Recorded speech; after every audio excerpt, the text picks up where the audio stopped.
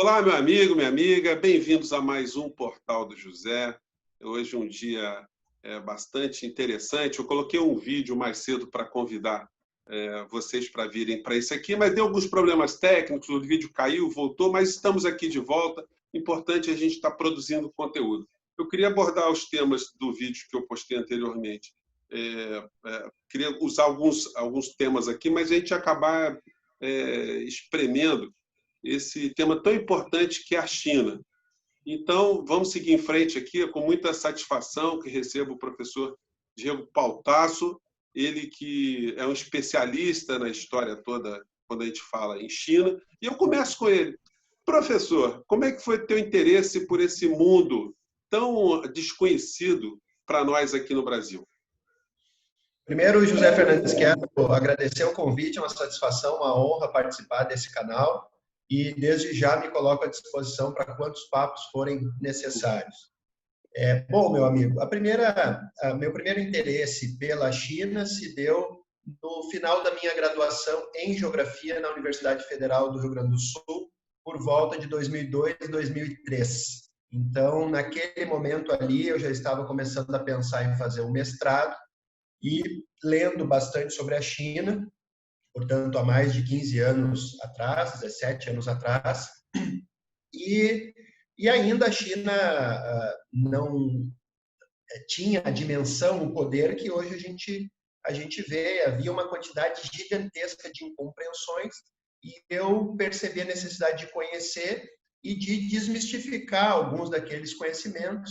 E ao longo desses mais de uma década e meia, venho batendo nessa tecla. Fiz o mestrado, o doutorado e o pós-doutoramento na Universidade Federal do Rio Grande do Sul, nas áreas de ciência política e estudos estratégicos, sempre debatendo, pesquisando e escrevendo sobre a China. Já estou aí com quase 50 artigos científicos sobre o país asiático, que é meu objeto fundamental de interesse, de participação de bancas, palestras, cursos, etc, etc, etc. Então, é uma longa caminhada de interesse, de descoberta, de aprendizado e de compartilhamento, evidentemente, de informações, tendo em vista que é o principal parceiro comercial do Brasil desde 2009, tendo em vista que hoje representa cerca de 34% das exportações brasileiras, e mais do que isso, né?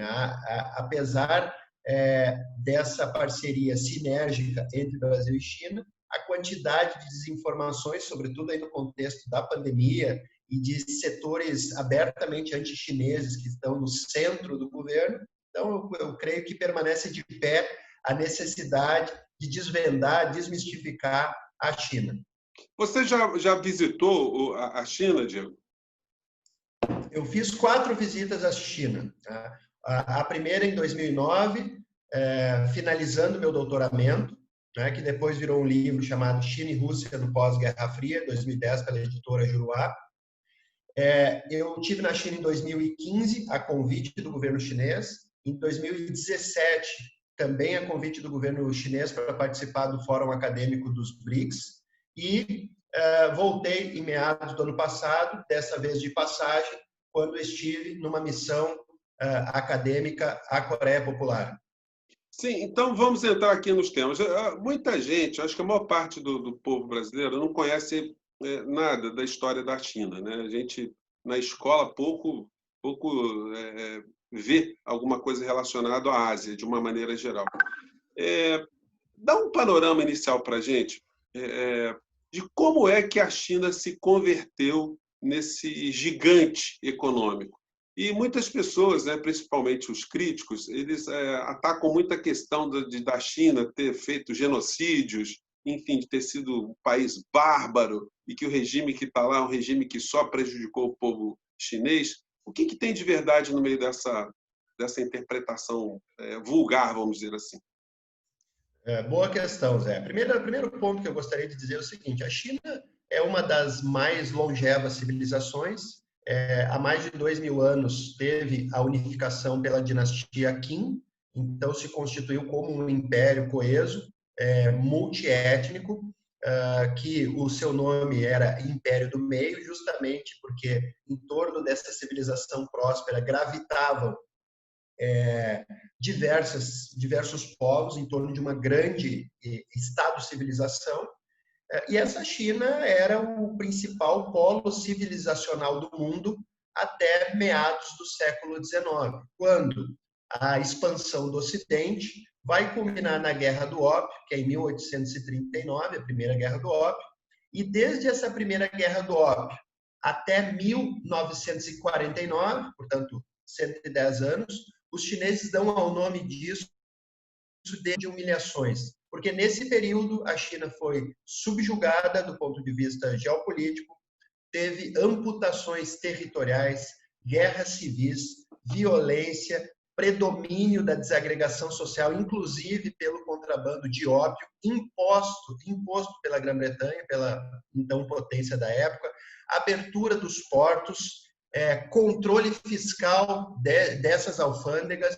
Enfim, a China sofreu toda sorte de desorganização econômica, social, política e territorial. E isso se encerra justamente num primeiro movimento, que é em 1912, com a proclamação da República, e que vai acumulando forças em favor de uma transformação, de uma expulsão completa das potências que até então pilhavam, dominavam a China, e isso culmina em 1949, com a Revolução Chinesa, liderada pelo Mao Tse-tung. Então, é importante destacar que a Revolução Chinesa é mais do que uma revolução socialista. Ela é uma revolução nacional voltada a combater dois vetores decisivos que prendiam a China ao passado e a essas tragédias do século de humilhação. Primeiro, era uma revolução anti-imperialista, né? E aí eu me refiro não só ao domínio que vinha da Inglaterra desde a Guerra do Ópio, de outras potências que expropriaram a China, mas, sobretudo, do imperialismo japonês, que foi completamente mais violento do que o imperialismo e do que o genocídio alemão no leste da Europa. O número de mortes e a violência perpetradas pelos japoneses, elas são, em grande medida, invisibilizadas pela história, assim como a história da China como um todo, ela não é ensinada nas nossas escolas e nas nossas universidades, ainda a abordagem ainda é muito eurocêntrica. Então, ela foi anti-imperialista e anti-feudal, porque justamente esses senhores de terra e de guerra que controlavam os rincões da China prendiam o país ao passado. Então, a Revolução Chinesa tinha um papel de reconstrução nacional.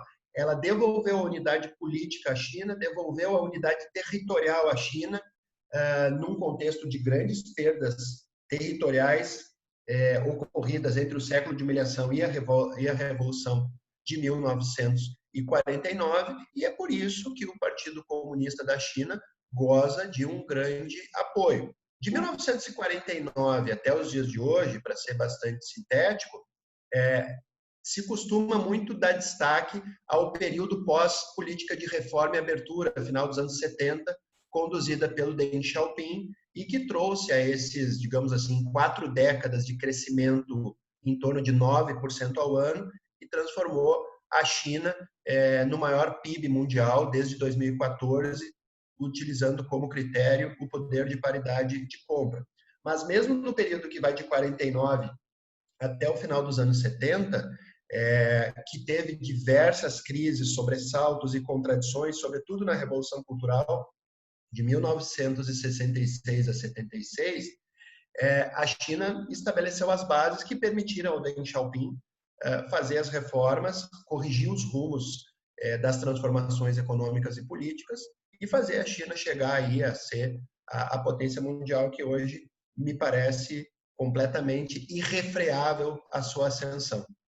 Porque muitas pessoas, quando atacam o processo de revolução que houve na China, elas pensam que os chineses viviam, eram todos classe média, e de repente eles se invocaram e resolveram praticar lá uma ruptura nesse sistema, né? As pessoas que criticam, acusam muito a China, nós sabemos que há interesses geopolíticos no meio dessa história toda em implementar uma visão unilateral dos fatos históricos que aconteceram lá.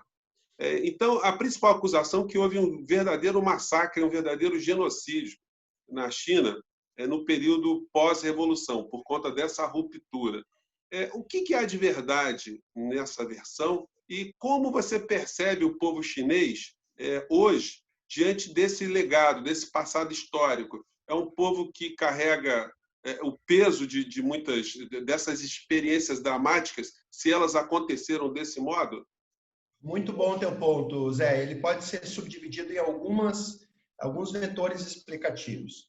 O primeiro deles é o seguinte: o maior período de genocídio e de destruição da China se deu justamente no século de humilhações, liderado por diversas potências ocidentais e mais o Japão. Esse é o verdadeiro. Agora, por conta de uma leitura histórica etnocêntrica, a responsabilidade pelo genocídio recai sobre os ombros do Mao Tse-tung, que foi justamente o responsável por romper com esse século de humilhações que trouxe, sem sombra de dúvida, as maiores desgraças à China. Esse é o primeiro ponto. O segundo ponto, que me parece muito claro, é que sim, a Revolução de 49 e o período que se seguiu foi repleto de contradições, de violência e de transformações, como são todas as revoluções. Não só a Revolução Chinesa, mas a Revolução Russa, a Revolução Francesa e outros que a gente pode chamar, em alguma medida, de processos revolucionários, como a Guerra Civil Americana, que foi extremamente violenta, representou um momento de ruptura, e esse momento de ruptura, tanto nos Estados Unidos, na França, na Rússia e na China, apesar da violência, e já disse o grande pensador que a violência é a parteira da história, empurrou o país para frente. E, de fato, ocorreram muitos sobressaltos, contradições, violência, expurgos, sobretudo no período da Revolução Cultural, mas isso é parte constitutiva da ruptura com o passado e do alicerçamento das bases da atual China, assim como foi nos Estados Unidos, na França e na própria Rússia. Sim, e hoje, como é que você vê o chinês? O chinês ele olha para trás, ele enxerga o quê?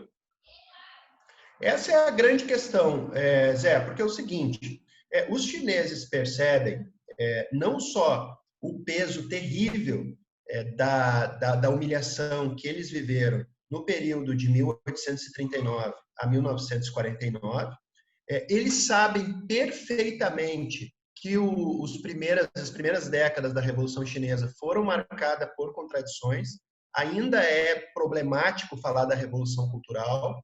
O Mao Tse-tung ele está na memória dos chineses como o grande responsável por romper com o século de humilhações, mas todo chinês médio sabe que o Mao Tse-tung teve um papel nocivo no período da Revolução Cultural, mas que, enfim, isso faz parte dessa trajetória e que a China vem caminhando a passos largos para frente, que a roda da história tem se transformado de maneira muito positiva. A expressão do Deng Xiaoping me parece muito feliz, né? Mao Tse-tung foi um grande estadista.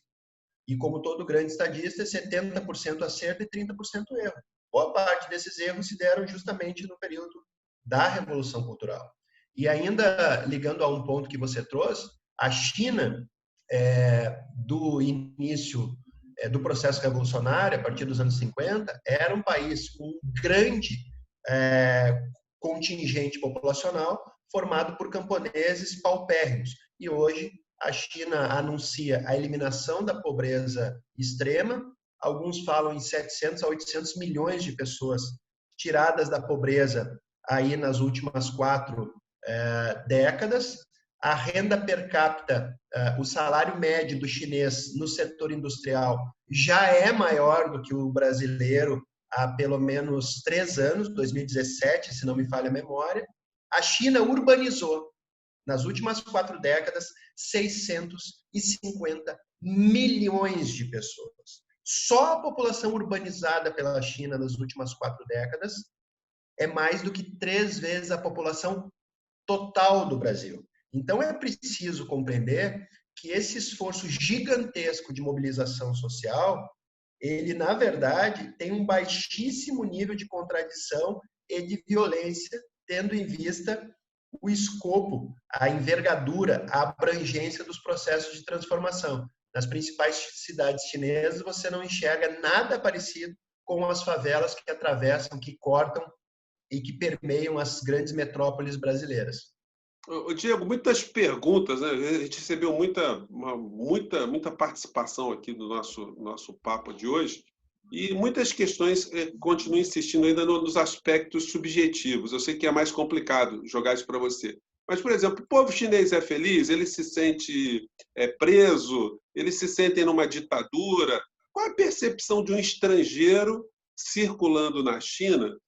Sobretudo você que vem de um país que é essa coisa toda que nós conhecemos aqui, né? Muito bom, Zé. Olha, nota uma coisa, a gente pode analisar isso desde de questões cotidianas e percepções subjetivas, como você falou, até alguns dados mais substantivos.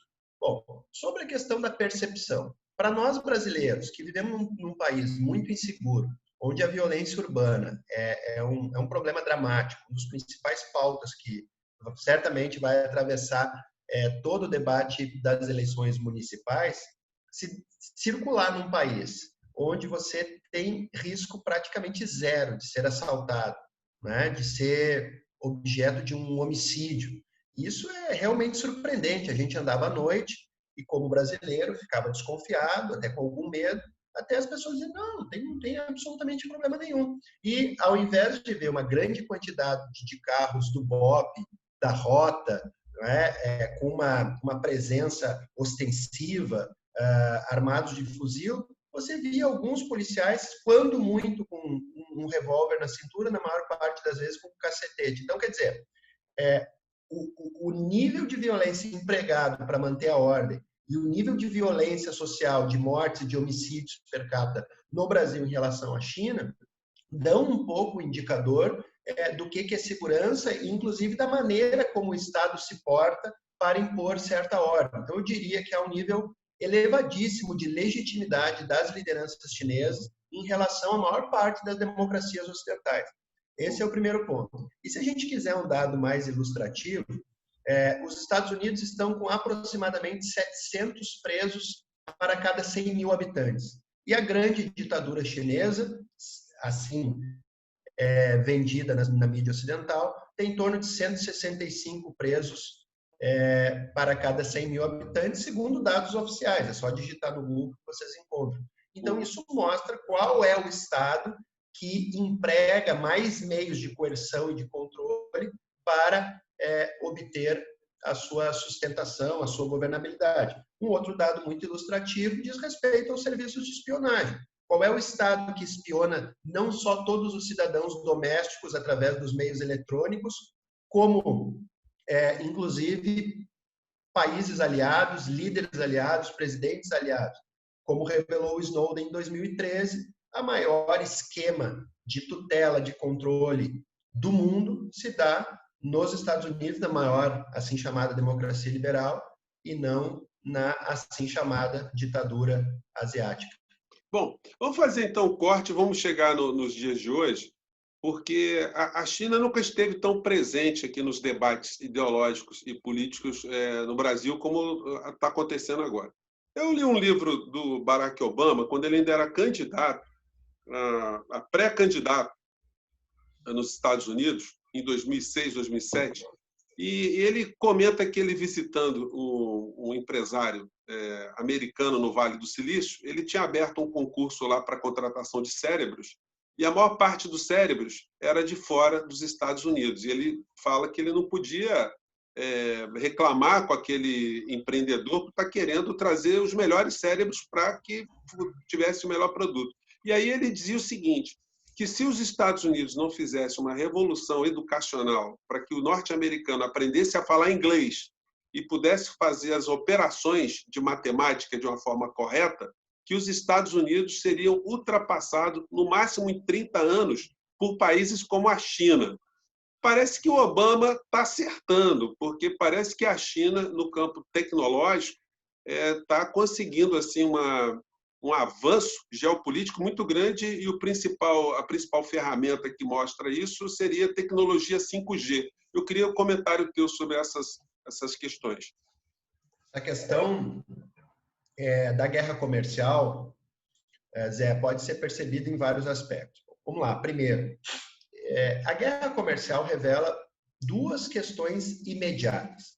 A primeira é que os Estados Unidos enfrentam um déficit comercial com a China da ordem de 400 bilhões.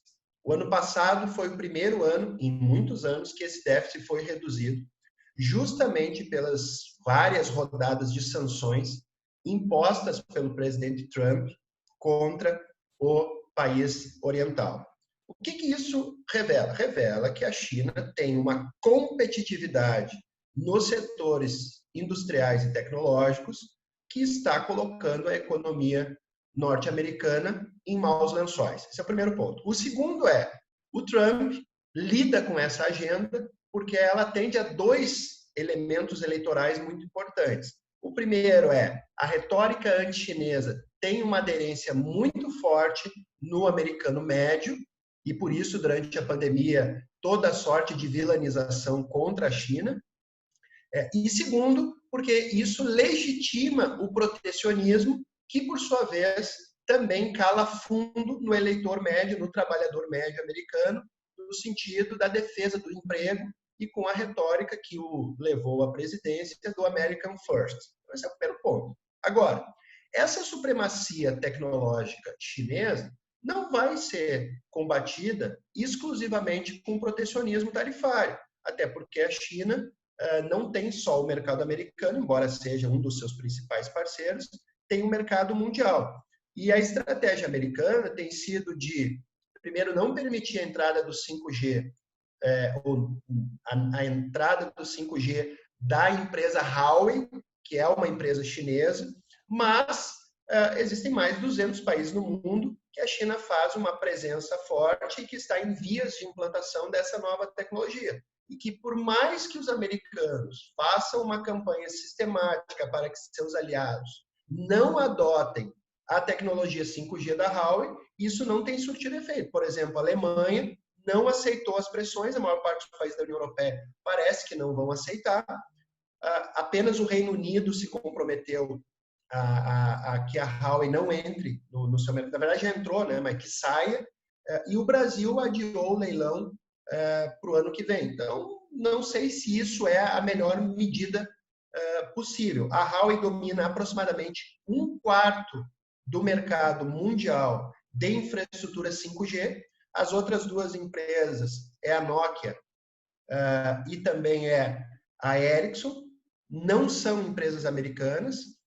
Os Estados Unidos querem que a AT&T implante o 5G no mercado estadunidense. Alguns dizem que o 5G da AT&T não é competitivo, não é compatível, seria o que se chama de 4.5G no Brasil, vendido pelas nossas operadoras. E é importante destacar algumas informações. O 5G ele pode chegar a 100 vezes mais rápido do que o 4G. E por que isso é importantíssimo?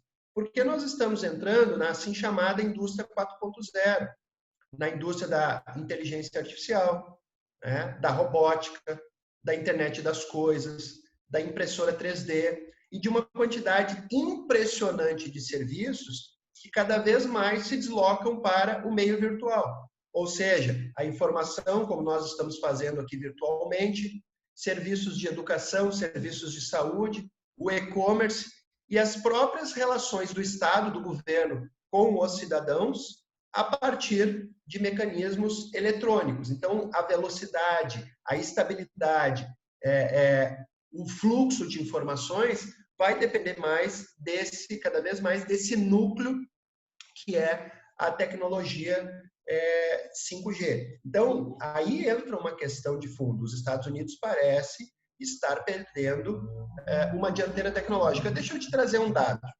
Existe aquela lista da Fortune das 500 maiores empresas do mundo.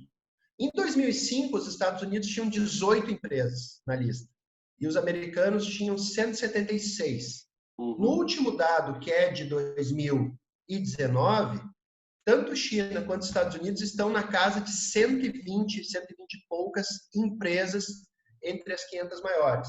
Isto é, num espaço de apenas 15 anos, né, os Estados Unidos, que tinha uma liderança de mais de 150 empresas sobre os chineses, agora está empatado. Se a gente projetar isso para frente, mais uma década, 2 décadas, mantido algo similar a esse ritmo de crescimento, é provável que os chineses tenham 200, 250 empresas entre as 500 e os americanos, sei lá, 50, 60. E é essa assimetria que preocupa profundamente o Washington. Então, eu tenho dito, e escrevi ontem no portal Disparada, recomendo aos teus telespectadores que acompanhem esse texto, falando que o fechamento do consulado chinês em Houston diz mais do que a guerra comercial, que é uma guerra tarifária, que é o protecionismo, e que essa guerra comercial é mais do que uma guerra tarifária. É uma guerra pela supremacia tecnológico-produtiva no século XXI, que, por sua vez, vai determinar, vai influenciar quem vai dar os ditames do sistema internacional como um todo nesse século.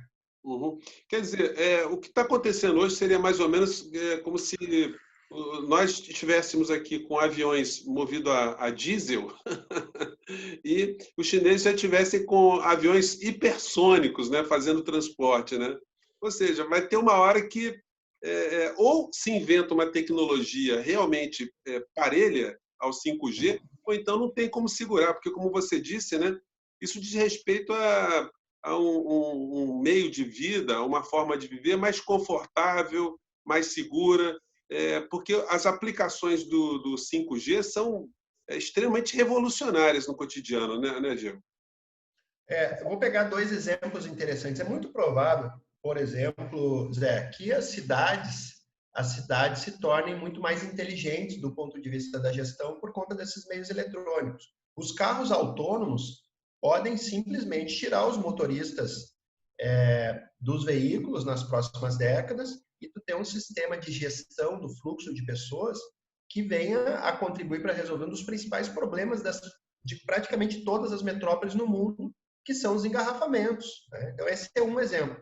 Outra questão fundamental diz respeito à assistência de saúde, certo? Você vai poder fazer uma cirurgia remotamente, com estabilidade de internet, sem precisar atravessar o país, o médico pode conduzir uma operação a quilômetros de distância. Isso para ficar em dois exemplos. Então, quer dizer, e mais, né? A tecnologia 5G causa também uma preocupação nos Estados Unidos no que diz respeito aos serviços de inteligência, de espionagem. Por quê? Porque desde sempre eles lideraram o mundo no sentido do controle do fluxo de informação. E pela primeira vez na história se veem ameaçados na supremacia desse controle de dados, de informação, que pode ser usado para muita coisa, inclusive para espionagem. Aliás, uma das acusações para o fechamento do consulado chinês em Houston teria sido a espionagem de dados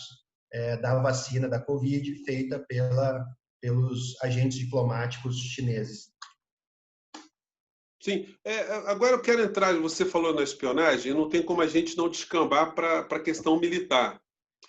Alguns analistas dizem o seguinte, que os Estados Unidos estão muito tranquilos no meio dessa história toda porque eles têm o controle dos oceanos. Tem lá as embarcações, os mísseis, os porta-aviões, e, de um certo modo, eles conseguiriam fazer uma espécie de bloqueio em relação aos interesses comerciais, os interesses expansionistas da China. O que tem de verdade nessa percepção? Os chineses realmente vão, como a gente diz aqui no Rio de Janeiro, colocar o galho dentro? Olha só, Zé, nota uma coisa. Não há a menor dúvida que os Estados Unidos continuam sendo a maior potência militar. Vamos aos dados.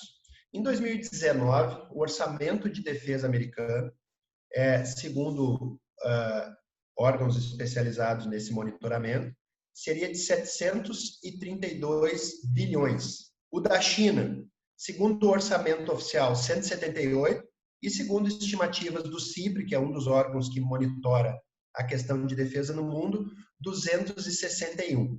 Ainda assim, na estimativa mais alta, o orçamento militar americano seria 3 vezes maior do que o chinês, certo? E mais, né? Os americanos gastam em torno de 3,4% do PIB e os chineses 1,9% aproximadamente. Bom, o que isso quer dizer?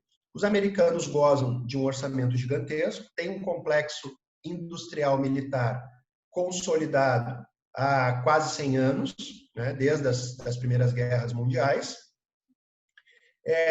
Possuem cerca de 700 a 800 bases espalhadas pelo mundo inteiro, nos principais estreitos, nos principais pontos-chave do mundo, do ponto de vista geoestratégico. Mas, quando a gente analisa a velocidade da modernização chinesa, quando a gente analisa a rapidez com que os seus sistemas técnicos operacionais avançam, porque, evidentemente, a capacidade militar, ela em alguma medida reflete a modernização tecnológica do país, que é o que se diz do uso das tecnologias duais. Todas essas tecnologias usadas na vanguarda da indústria são aplicadas também no meio militar e vice-versa. Então, aliás, é interessante observar o crescimento do orçamento chinês. 1,9 é um percentual normal, não é um percentual fora da curva. Agora, é 1,9 sobre um orçamento que cresce 6, 7, 8, 9% ao ano.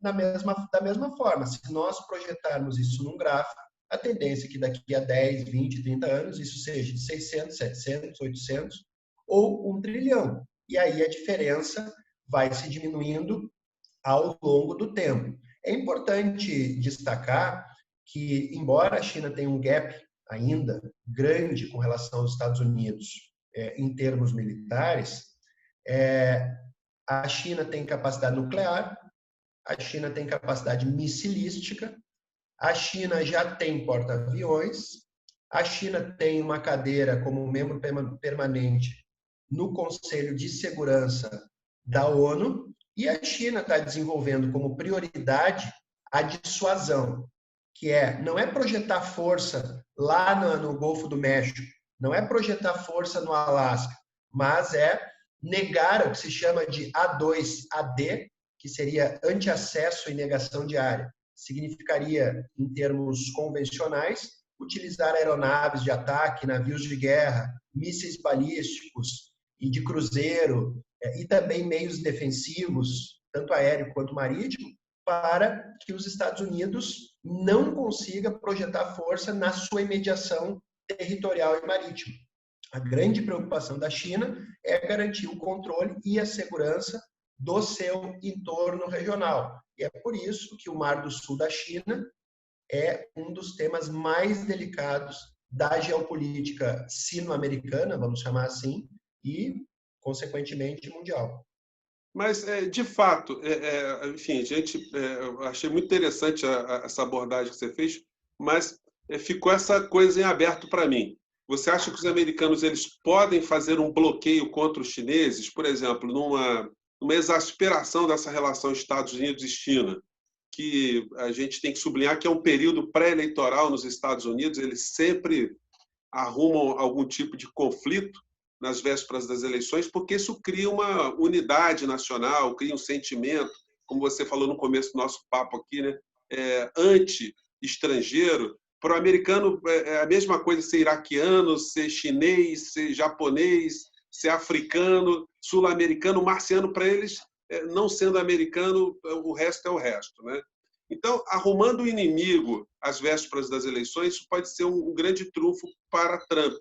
Mas faz sentido essa ideia que os americanos têm essa possibilidade de determinar um bloqueio em relação à China? Tem várias questões interessantes aí nessa tua pergunta, Zé. Vamos tentar pontuá-los.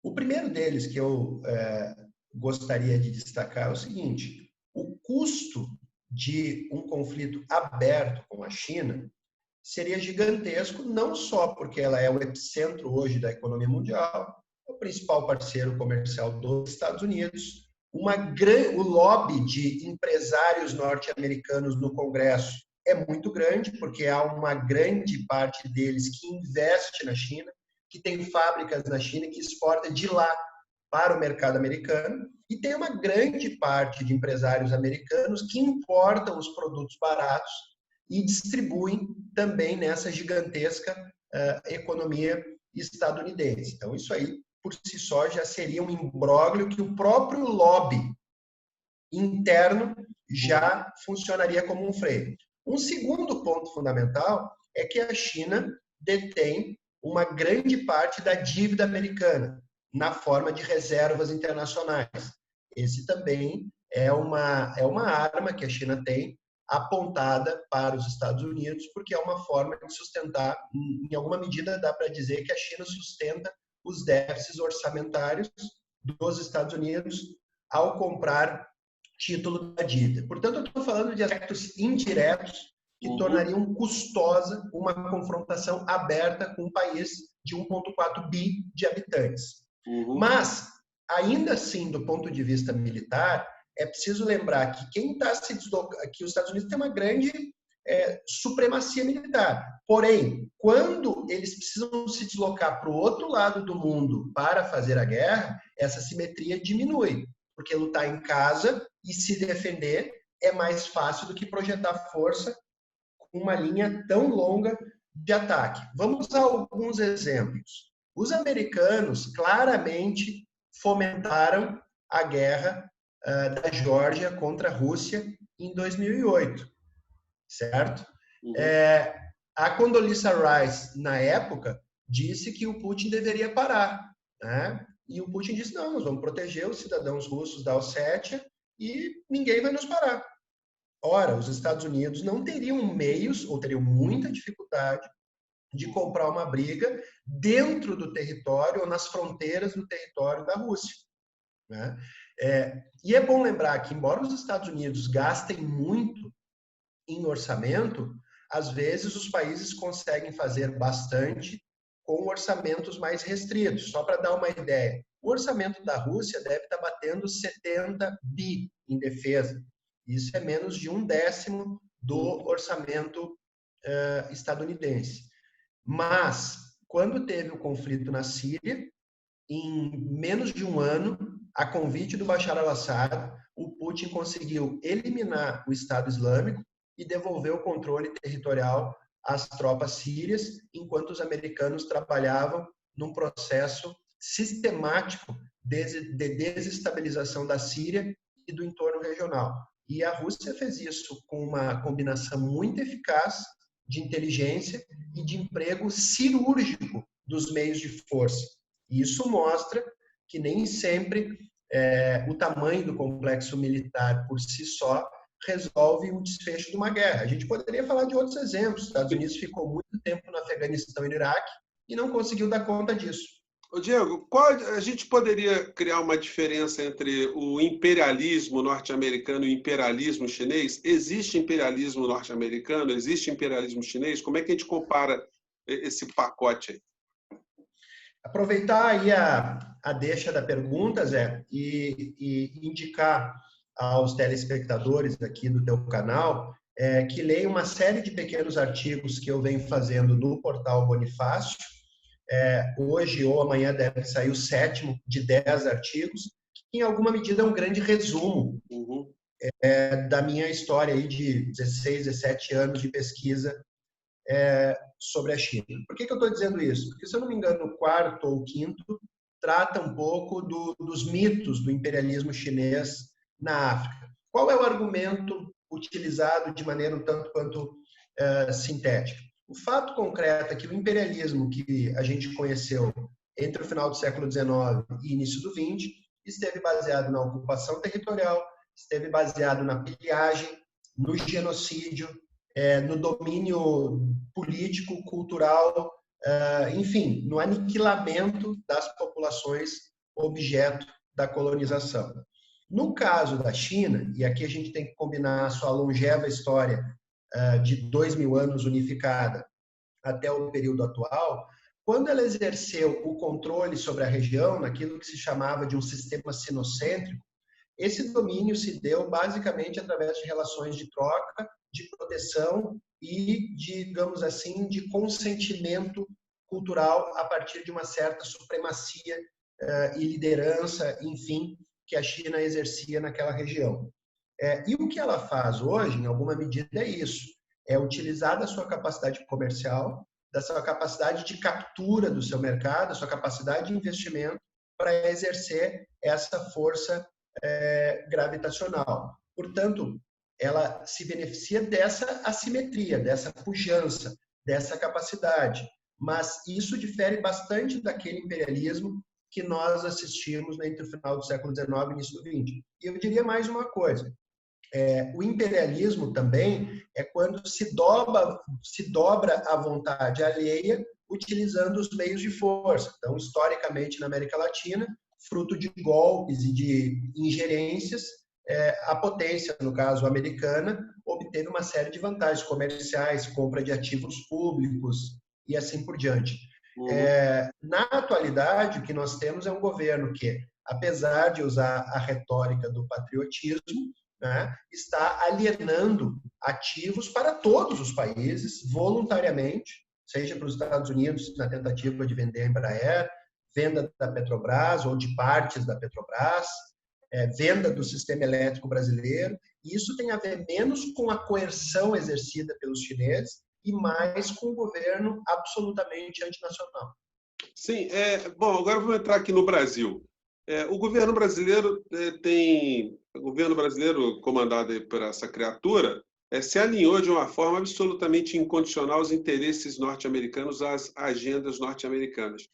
Isso representa um fechamento às nossas relações comerciais, às nossas relações culturais, às relações científicas com a China? Isso é importante, porque eu usei uma expressão num dos artigos do Portal Bonifácio. Eu fecho dizendo que parte das elites brasileiras estão com a cabeça em Miami, mas com o bolso. Ou seja, as relações comerciais, industriais, os investimentos hoje, dependem sobretudo da China. Como eu mencionei no início, 34% das exportações brasileiras nessa primeira metade de 2020 foram para a China. Para os Estados Unidos foi um pouco mais de 8%. Isto é, o mercado chinês é quase 5 vezes mais importante que o norte-americano para as nossas exportações. O ano passado, quase 80% do superávit comercial brasileiro decorreu das relações com a China. Bom, e o que nós temos hoje? Um governo que nitidamente replica uma narrativa anti-chinesa de boteco, sem nenhum embasamento científico, ao ponto do nosso ministro das Relações Exteriores chamar o Covid-19 de comunavírus, sem falar nos outros impropérios desfechados pelo ministro da Educação e pelos filhos do atual presidente. E isso só não é mais temerário por algumas razões importantes. Primeiro, os chineses têm uma forma de fazer política, de fazer diplomacia, pensando no longo prazo. Eles sabem que esse governo é passageiro, eles sabem que as relações econômico-comerciais continuarão progredindo, porque dependem de empresários, dependem de agricultores, depende da sinergia entre as economias, né? E, em função disso, não darão nenhum tipo de, digamos assim, cavalo de pau nas relações bilaterais, mas mostraram inúmeras vezes a insatisfação com a condução da política externa brasileira. Isso por um lado. E, por outro lado, o governo brasileiro tem se alinhado de maneira incondicional com os Estados Unidos, oferecendo uma série de benefícios sem contrapartida. Não ganhamos absolutamente nada até hoje. E eu acho que isso rompe com o padrão do Itamaraty de buscar o multilateralismo e as vantagens nos diversos polos de poder e que mirem, obviamente, o desenvolvimento nacional. Eu acho que esse padrão histórico do Itamaraty está sendo comprometido por uma figura que vem conduzindo a chancelaria brasileira e que, evidentemente, não está à altura nem dos mais recentes diplomatas, como o Celso Amorim, tampouco do seu patriarca lá, o Barão do Rio Branco. Sim, a China ela está fazendo algumas alianças importantes aqui na América Latina, por exemplo, a Argentina, Peru, enfim, os países aqui da América Latina, de uma maneira geral, eles também estão tendo essa oxigenação na economia com essa participação chinesa? A China já é o principal parceiro comercial, eu não tenho exatamente de cabeça, mas de quase todos os países da América do Sul, praticamente todos. Isso quer dizer o quê? Isso preocupa profundamente os Estados Unidos, porque durante um século a América Latina foi assim chamada de quintal norte-americano. Pela primeira vez na história, não é o principal parceiro comercial. E, obviamente, a sinergia comercial tende a influenciar a sinergia política, geopolítica e diplomática. Embora não sejam coisas que se movimentem igualmente no mesmo ritmo, elas tendem a influenciar no médio prazo. E é isso que preocupa muito os Estados Unidos. Aliás, pode-se dizer em algum grau que, graças à presença militar russa na Venezuela e ao apoio econômico chinês, a Venezuela não colapsou e não foi objeto de uma aventura que poderia ser encampada pelo governo brasileiro em apoio, em submissão aos interesses de Washington. Sim. Diego, para finalizar, estamos chegando no finalzinho, Covid, vacina, remédio.